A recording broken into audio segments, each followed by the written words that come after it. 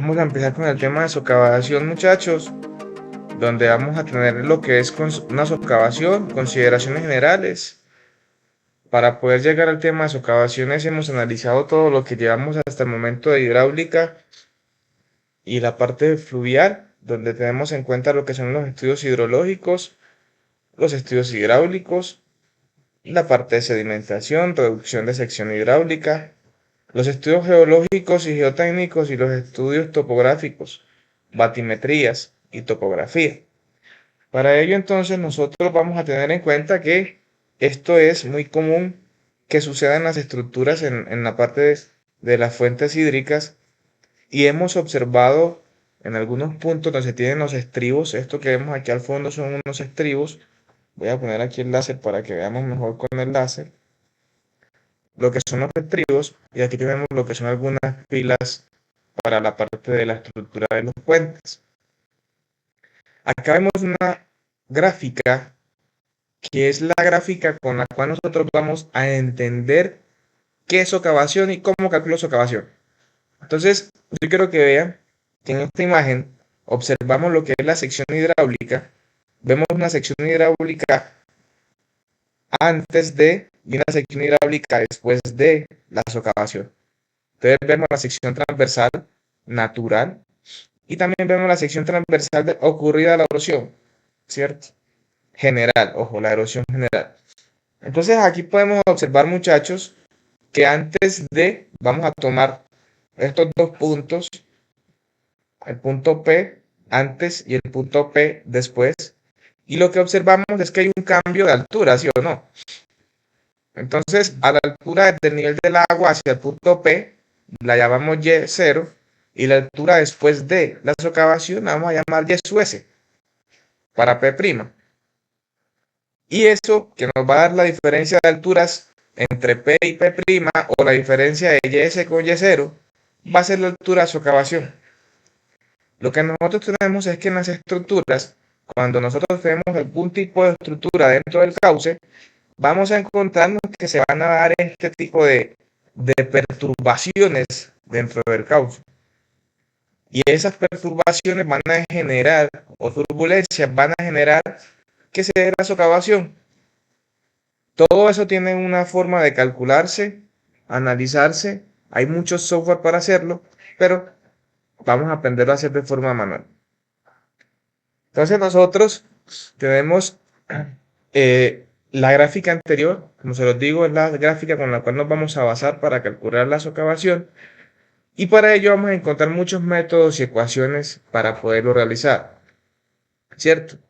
Todo esto se hace con la finalidad de prevenir que las estructuras con el tiempo vayan a fallar. Todas las estructuras, los box culvert, los puentes, a las estructuras que se construyen se les calcula la socavación y nosotros debemos de analizarlo. ¿Sí? La ocurrencia de crecientes extremas conduce a los procesos de socavación general en cauces y local alrededor de pilas y estribos, que sumados a factores de índole hidráulico y geotécnico inadecuadamente analizados se convierten en causas para comunes de las fallas de los puentes. Si yo no tengo en cuenta bien calculado este tema, no lo analizo, no voy a fondo, la estructura va a fallar y eso puede suceder y es muy común. Se debe tener en cuenta que un estudio de socavación no solo se debe basar en los resultados que arrojen las ecuaciones, no es solamente lo que arroje un cálculo y un software. Recuerden que se los he dicho muchas veces. Si usted a un programa le ingresa basura, el programa le arroja basura. Pero usted como ingeniero, con la capacidad que tiene de analizar, de interpretar unos valores, es el que dice y define. Y ahí es donde dice esta parte que está subrayada y en negrita. Debe primar la experiencia, el conocimiento de las diferentes variables, las limitaciones y los rangos de aplicación de las ecuaciones a utilizar y sobre todo un buen criterio del proyectista. Eso es fundamental. Por eso, durante el curso siempre primero aprendemos a calcular de forma manual y analizar y luego utilizamos algunos software de uso libre para nuestros cálculos, porque cuando ya usted aprende a diseñarlo o a hacerlo de forma manual, puede interpretar qué hace el software. En los análisis de socavación general y local, ya sea de puentes o en obras hidráulicas menores, el proyectista deberá tener un conocimiento integral de los aspectos hidrológicos, hidráulicos, geotécnicos y topográficos. Si yo no tengo un estudio hidrológico adecuado, no tengo los caudales máximos. Si no tengo los caudales máximos, pues ya sabemos que no vamos a tener entonces los niveles máximos del agua, no vamos a tener las velocidades máximas del agua, no vamos a tener las dimensiones mínimas para la sección de esa estructura. Y si no tengo la topografía o altimetría del sitio, entonces no va a tener la forma adecuada ni las pendientes del mismo cauce. Y en la parte geotécnica, para la socavación, como hemos hecho en la parte de los cálculos de canales y de cauces naturales y revestidos, pues también nos damos cuenta de que depende mucho de la parte geotécnica, el tipo de material y lo demás que vamos a ir viendo aquí en esta parte de la presentación. La evaluación de la socavación en puentes y en general en estructuras hidráulicas es un tema sobre el cual no se ha dado la última palabra y cada vez vienen saliendo nuevas teorías, nuevos estudios, los cuales van generando que se mejore y se vaya optimizando el diseño de los mismos, ¿cierto? Acá podemos observar unos estribos que estaban con unos pilotes, una estructura a la cual sufre una socavación, una falta de protección de la misma, también pudo haber sido un análisis o una crecida, algo que no se tuvo en cuenta o no se dio en los cálculos, también puede suceder y se dio la socavación. Para ello entonces se hace la protección de las estructuras, entonces se hacen unos enrocados, se hace un concreto ciclópeo, se hace una protección de las mismas para evitar que las estructuras de la superestructura fallen. También hay que tener en cuenta que cuando hay una estructura que está atravesando el cauce normalmente va a arrastrar material. Ese material se puede quedar atrapado dentro, en la parte de las estructuras, en este caso de estas columnas, pilas o caisson, como lo llamemos, y eso con el tiempo genera unos esfuerzos que si no se tienen en cuenta en la estructura, puede hacer que falle.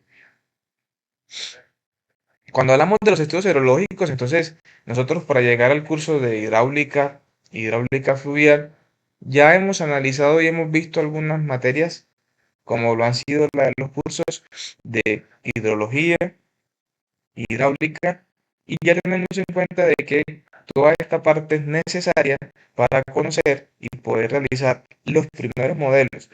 Y sobre estos modelos, calcular los periodos de retorno, que cuando nosotros nos hable sobre un periodo de retorno, hombre, ya tenemos el conocimiento para saber y poder definir qué es un periodo de retorno y calcularlos, que es una parte fundamental para poder diseñar cualquier tipo de estructuras. Los sedimentos. Como complemento a la recomendación del estudio hidrológico, es importante la determinación de las características físicas del cauce. ¿Qué tipo de material arrastra el cauce?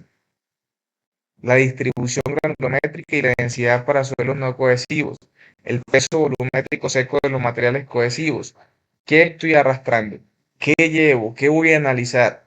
Y todo eso lo hacemos en la parte de los estudios. Reducción de la sección hidráulica. Tengamos presente que cuando nosotros calculamos y construimos una estructura como un puente, lo que hacemos es reducir la sección hidráulica. Esta sección hidráulica se está reduciendo al ingresar o al poner esos estribos dentro del cauce. Si el ancho de antes era B y hacemos dos estructuras con un ancho B', entonces sería B menos 2B' para el área que nos queda de flujo. Y eso genera también unos cambios en la velocidad, porque vamos a pasar el mismo caudal por una sección más pequeña. Y si yo aumento velocidad, entonces voy a tener una parte de lo que es la erosión, vamos a tener socavación y vamos a hacer un cambio de la sección de la parte hidráulica, ¿cierto? Y eso es lo que tenemos que verificar, hay que chequearlo. ¿Listo? Cuando hablamos de los estudios geológicos y geotécnicos, entonces tenemos que la cantidad y las características de los sedimentos dependen principalmente de la geología, de la litología, de la estructura del suelo y la monitorización del mismo. Es fundamental tener en cuenta los estudios geotécnicos dentro del cálculo y análisis de socavación. Los estudios topográficos se vuelven fundamentales para nosotros poder calcular y tener una sección hidráulica óptima y adecuada para poder realizar nuestros modelos. Si yo no tengo una buena batimetría, no voy a tener un buen cálculo de la velocidad de la socavación o del tipo de flujo que va a estar circulando por nuestra fuente. Por eso, hacer una buena topografía y una batimetría es fundamental. Ahora vamos a ver lo que son los métodos para calcular o estimar la socavación, ¿cierto? Para ello, entonces nosotros vamos a sacar la primera degradación o agradación general del cauce a largo plazo, ya sea debido a las causas naturales motivadas por el efecto acumulado a través del tiempo del paso de crecientes, o por causas externas originadas, por ejemplo, por la construcción de presas o por la alteración antrópica de la cuenca, deforestación, urbanización, explotación minera, entre otros, lo cual trae como consecuencia la alteración del equilibrio entre el suministro de sedimentos por la cuenca y el transporte de estos por la corriente. Socavación por migración lateral de la corriente, la cual se presenta básicamente por la divagación de la corriente, ya sea en tramos meándricos o rectos, ya que de no evaluarse de manera adecuada puede terminar por afectar la infraestructura de un puente. Y lo que vamos a analizar nosotros, que es la socavación general, tiene que ver con el descenso generalizado del lecho de la corriente durante el paso de una creciente en un periodo de retorno de 100 años y que sucede en tramos rectos, en una contracción ya sea de tipo natural o motivada por una obra, estribos, puentes, espigones, entre otros, y los tramos de curvas en los ríos. Es importante que el proyectista considere los métodos que se describen. Acá en esta presentación tenemos los métodos que se describen y tenemos la primera, que es la condición del lecho móvil, o vamos a comenzar a llamarla live bed, la cual ocurre como se considera el transporte de sedimentos desde aguas arriba hasta el sitio de un puente, depositándose parte de este sedimento en la fosa de la socavación. La gráfica con la que iniciamos el tema de socavación es donde había como una parte de turbulencia. Y la segunda es la socavación por agua clara, clear water, que ocurre cuando no hay transporte de sedimentos desde aguas arriba y por lo tanto el material removido de la fosa socavada no es reemplazado. Entonces vamos a tener estas dos condiciones, ¿cierto? Lecho móvil y socavación por agua clara. Socavación local en estribos. El criterio que permite definir bajo qué condiciones se debe llevar a cabo un análisis de socavación corresponde a si la velocidad media del flujo en el tramo de aguas arriba es igual o menor que la velocidad crítica con la cual se inicia el movimiento de las partículas referida al diámetro 50, al diámetro medio 50 del material del lecho, la socavación será por condiciones de aguas claras. Entonces tenemos la primera condición. Si la velocidad media del flujo en el tramo de aguas arriba es mayor que la velocidad crítica, mira que aquí era menor, acá es mayor que la velocidad crítica con la cual se inicia el movimiento de las partículas BC referida al tamaño medio del material, se tendrá socavación por movimiento del lecho. Acá vamos entonces a encontrar lo que son las ecuaciones para calcular las velocidades. Y la velocidad media se determina según la ecuación de Manning. Para calcular la velocidad crítica se puede aplicar la siguiente ecuación. la velocidad crítica es igual a un factor de 6.19 por y0 elevado a la 1 sexto por el diámetro medio de la partícula a la 1 tercio. Acá tenemos la determinación de cada una de estas y sabemos que el diámetro, el de 50, lo sacamos de la granulometría. Socavación general en cauces. El conocimiento del descenso del nivel del lecho de un río a causa de la socavación general es de gran importancia en el diseño de puentes. Este proceso de degradación del lecho por el paso de una creciente asociada por el periodo de retorno pueden quedar al descubierto capas de subsuelo que, dependiendo de la estratificación del cauce, podrían corresponder a un solo material, condición conocida como homogénea, o a estratos con material distinto que forma el lecho del cauce, condición conocida como heterogéneo. Cuando se da cuando tenemos el arrastre que se da por alguna crecida, entonces el flujo arrastra material dejando descubiertos otros materiales y vamos a ver cómo se va a dar la parte del arrastre del mismo. Acá tenemos la parte de la gráfica para la parte de geotecnia y podemos tener que se define cuando son limos, arena media, arena gruesa, grava, piedras y cantos. Por eso se hace necesario tener en cuenta toda la parte geotécnica.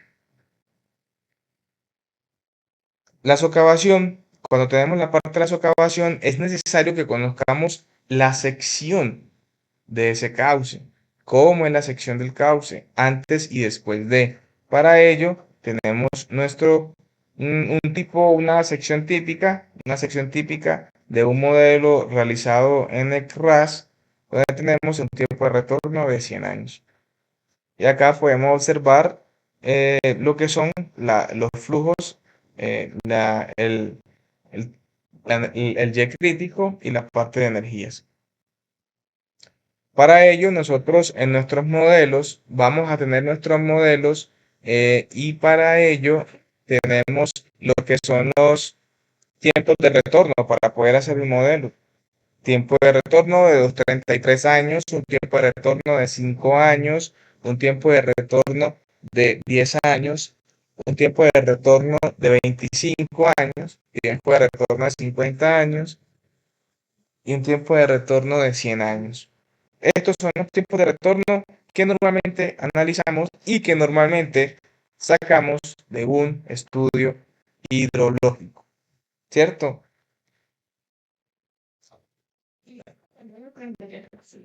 Para nosotros tener el tema de la granulometría, vamos a las características físicas del material del fondo y de los diferentes estratos del subsuelo que pueden ser descubiertos y erosionados durante el paso de una creciente. Los datos más importantes son la densidad y la granulometría de suelos no cohesivos y el peso volumétrico seco de los materiales cohesivos. Acá podemos observar una gráfica de lo que es el material grueso del río Cauca, donde se observa la parte de cómo es la granulometría del fondo. Existen métodos para evaluar la socavación general. El más utilizado y el que vamos a utilizar nosotros acá es el de Litzban-Lebedev y es el que nosotros vamos a tener acá como referencia. ¿Sí? Tiene un amplio rango de aplicación y vamos a presentar ahí, sí, vamos a presentar en las diapositivas algunos otros métodos, pero todo el cálculo lo vamos a basar en el método de Litzban-Lebedev, que es un método utilizado en la parte en Colombia. ¿Listo? Es el método de mayor aplicación para determinar la socavación general en el lecho de una corriente y también se puede emplear para estimar la socavación por contracción en el caso de que se vaya a proyectar un puente, por lo cual el efecto de la contracción no debe adicionarse a los valores de socavación obtenidos. El criterio de Litzban-Lebedev se basa en la obtención de la condición de equilibrio entre la velocidad media real del flujo y la velocidad media máxima necesaria para no erosionar el material del fondo. La profundidad de socavación en cualquier punto de la sección transversal se obtiene al igualar las ecuaciones de velocidad real y la velocidad erosiva, donde al terminar de evaluar lo que son las velocidades, vamos a tener una relación entre lo que son las alturas antes de y después de, que nos va a ayudar a calcular lo que son las profundidades de socavación.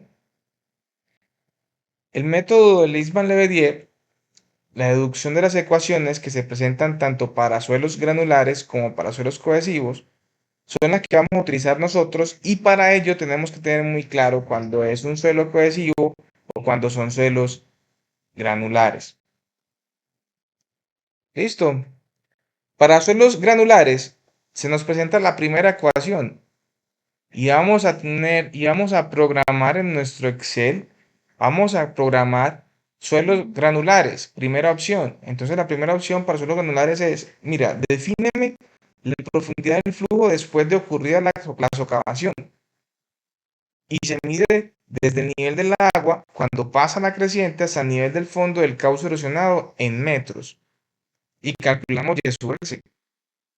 Y Y sub S, entonces, vamos a tener también un Y sub 0, que es la profundidad inicial existente en una línea vertical predeterminada en la sección media desde el nivel del agua cuando pasa la corriente hasta el nivel del cauce antes del proceso de socavación. Cada uno de los coeficientes que tiene la ecuación de Leibniz-Lebedev para suelos granulares son los siguientes. Alfa es el coeficiente de sección definido como el caudal de diseño sobre la profundidad media a las 5 tercios por el ancho efectivo de la superficie, multiplicado por Y sub 0 a las 5 tercios. Todo esto dividido, un factor de 0.68 por un beta, por un mu, por phi, por el diámetro medio a la 0.28, todo esto elevado a la 1 sobre 1 más z. Vamos a ver qué es cada uno de estos factores. Y sub m, que es la profundidad media en metros, es el área hidráulica sobre el ancho efectivo. El ancho efectivo de la superficie del agua en la sección transversal en metros la vamos a tenerla presente de acuerdo a las condiciones o a las estructuras o estribos o pilas que se encuentran dentro del cauce. Recordemos entonces que el ancho efectivo B sub E, acá ancho efectivo B sub E en puentes cuando las pilas alineadas con el flujo es 0. Pero si yo tengo aquí un B sub E es igual al ancho que tengo en la sección menos B sub 1 más B sub 2, es porque estas dos caritas del B sub 1 y el B sub 2 son transversales al flujo. Entonces, eso lo que hace es que reduce la sección, el ancho efectivo. Si las pilas, los estribos, se encuentran en esta forma, cuando viene el flujo en ese sentido y tenemos un ángulo que se genera entre el flujo, la sección, tenemos que tener en cuenta entonces que el B sub E sería igual a la sumatoria de todos los B sub E, que sería igual al B sub I, más el B sub 2, más el B sub 3, B sub 1, B sub 1 aquí. ¿Sí? Hay que tener en cuenta todas estas condiciones para poder tener en cuenta lo que es el ancho efectivo. También tenemos un beta en la ecuación para suelos granulares y tenemos lo que es el coeficiente de frecuencia. Ese coeficiente se toma en cuenta para el periodo de retorno comprendido entre 15 y 1500 años. Para obtener un valor se propone la siguiente expresión. Beta es igual a 0.7929 más 0.0973 logaritmo natural del periodo de retorno en años. Vamos a darnos cuenta que cuando pongamos un periodo de retorno de 100 años, vamos a tener una constante para el coeficiente de frecuencia.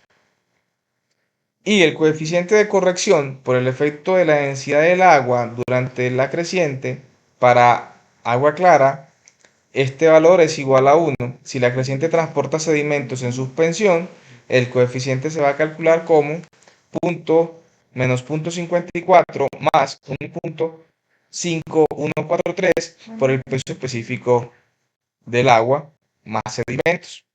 Este valor dado en toneladas. El diámetro medio de las partículas del material en milímetros se calcula como 0,01 por la sumatoria del diámetro en milímetros de una fracción de la curva granulométrica por el peso de esa fracción expresada en porcentaje como respecto al total de la muestra. Y z de la ecuación en la parte del exponente de la variable que depende del diámetro medio de las partículas del material, y sería igual a 0,394557 menos 0,0413 logaritmo base 10 del diámetro medio de las partículas menos 0,00891 logaritmo al cuadrado del diámetro medio de las partículas. Recuerden que todo esto lo vamos a dejar programado en el Excel para que sea un poco más fácil. Tenemos el valor del coeficiente de contracción y dice que este valor se toma como una fracción de la velocidad media del flujo y de la distancia libre entre pilas cuando hay un puente. Vemos la tabla, pero hay una notica en la parte inferior que nos dice la velocidad media en la sección transversal y el coeficiente de contracción es 1 si no hay obstáculos. Entonces vamos a nuestra gráfica, a nuestro modelo antes de realizar el box, el puente, y lo que hacemos es que verificamos las velocidades y verificamos cuáles son las distancias que hay entre las pilas o los estribos y encontramos el valor de nuestro coeficiente de contracción. Ya esa fue la metodología para los suelos granulares.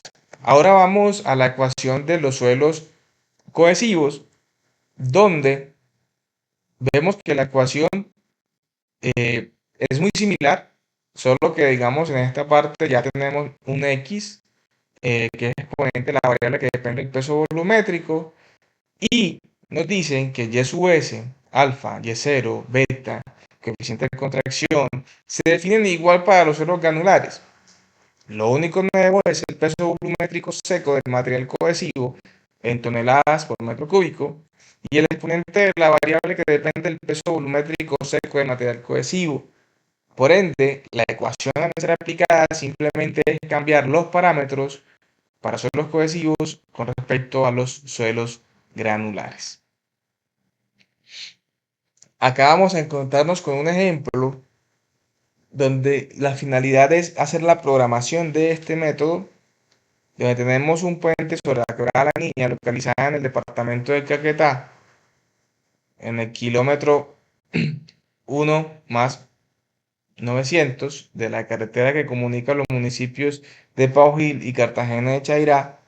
Se va a rehabilitar y requiere conocer la socavación general que se puede presentar para la creciente de 100 años y que de acuerdo al estudio hidrológico el caudal es de 107,20 metros cúbicos por segundo. La luz efectiva del puente es de 26,17 metros y la estructura se apoyará sobre los estribos. Los análisis hidráulicos y topográficos, batimétricos y geotécnicos representan lo siguiente: tipo de cauce definido, estratificación homogénea, tipo de material granular de 50 a 28,3 milímetros obtenido a partir de la curva granulométrica, peso específico 1,05 toneladas por metro cúbico, densidad del agua más sedimentos, que son los datos que necesitamos para utilizar la ecuación. ¿Cuál ecuación vamos a utilizar? La de suelos granulares, porque ya el tipo de material dijimos que era granular. Cuando hacemos toda esta parte de la modelación en nuestro ECRAS, nuestra gráfica y nuestras tablas de resultados nos van a dar los siguientes valores. Estos son valores obtenidos del ECRAS. Cuando nosotros le damos a la modelación nos da como resultados donde va la estructura esta tabla. Para el perfil 1 en la tabla, nos genera los resultados. Entonces dice, método Leisman-Leverrier, los resultados de la modelación hidráulica a partir de RAS corresponden a los siguientes. Nivel de agua máxima extraordinaria, conocido como NAME, 285.69. YSUM, 1.5, profundidad hidráulica. Es la altura del nivel del agua. ¿Sí? Estos son los valores que nosotros obtenemos en esta modelación. Para el ejemplo, lo que aparte de esto es simplemente, después de tener los resultados de la modelación hidráulica, que es lo que nosotros ya tenemos en los ejercicios que hemos hecho anteriormente, escoger el método y aplicarlo. Coeficiente de sección. ¿Tenemos el caudal? Sí, no lo dio el estudio hidrológico. ¿Tenemos el YSUM? Sí, ya lo tenemos, que nos lo dio el resultado de la modelación hidráulica. Sí, tenemos el ancho de la sección. Entonces, el ancho de la sección ya nos lo dicen que va de estribo a estribo y mide 26.17 metros. Con esto se aplica y se calcula el coeficiente de sección de 2.08. El coeficiente de frecuencia beta para un tiempo de retorno de 100 años, ya se los había dicho, es la ecuación y reemplazamos simplemente el logaritmo de 100. Va a ser aproximadamente 1. En este ejemplo, los estribos ejercen un grado de contracción a reducir el cauce e interferir con el flujo. A partir de la distancia libre entre estribos y la velocidad media, para caudal decreciente de 2.74 metros por segundo, vamos a encontrar que yo tengo 26.17, entonces voy entre 25 y voy entre 25 y 30. Entre esos dos ya tengo la distancia entre los estribos y voy a la velocidad. La velocidad estaría entre 2.5 y 3. Haríamos una interpolación y nos vamos a encontrar que es aproximadamente 0.96. Una interpolación.